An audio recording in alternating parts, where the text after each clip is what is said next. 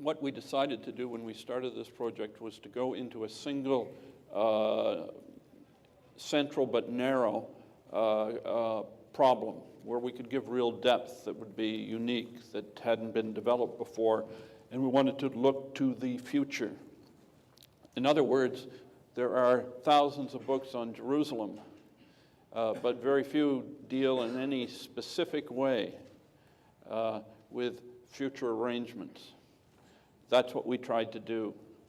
We tried to use the past, but our starting point was the present to get us to a set of ideas that might be useful, a set of options that might be useful to negotiators if they should choose to use them, if there were to be comprehensive negotiations, obviously involving Jerusalem. We saw Jerusalem as, we saw a two-state solution, two Jerusalems, Al-Quds and Jerusalem, and the core or the center of the city as being the old city, where the overlapping of holy sites, namely the Haram al-Sharif and the Temple Mount, we thought made it impossible for the parties, given their systemic distrust of each other and given the overlapping of their sovereignty claims, to ever come to a viable, workable agreement with divided sovereignty, whether that be vertical or horizontal. So we've come up with a scheme that, in a way, suspends the question of sovereignty. It doesn't decide that question. It merely suggests that the parties, until they are able to agree at some point, maintain their claims, but suspend the implementation of them until the political climate is right for more forward solutions. We tried to be, therefore, realistic.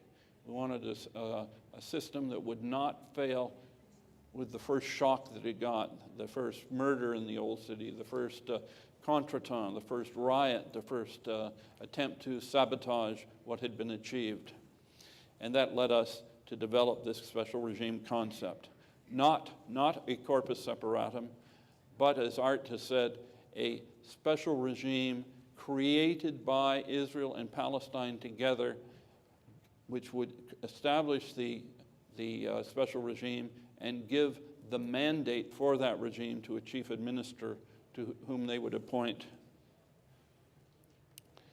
In doing this, I can't tell you how many people we talked to. We talked to a lot, and many of them several times.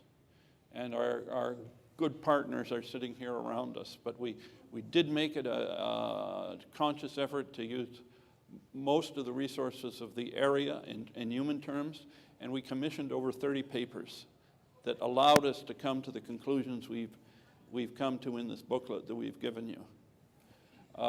And almost all of those come from Palestinians or Israelis or others in the region. What I want to do now is call upon John Bell and then Mike Malloy. John Bell first to outline the process of the Old City Initiative. In other words, how we approached the problems, how we made the contacts, how our own ideas developed, and then have Mike Malloy speak on the results, the key findings as to how we see this project, this initiative, this plan, if you like, working on the ground. Our view was that if it worked on paper, that was fine. But the real test was on the ground. If it didn't work on the ground, we didn't want to be part of it. We recognize, of course, that in any process of negotiations, should this option ever be taken up by the parties, that there will be many changes and modifications and what have you. And we fully expect that. On the other hand, we do feel that we have captured here much of the essence of the problem, and we've done it in a sustainable, workable way. So John, I call on you.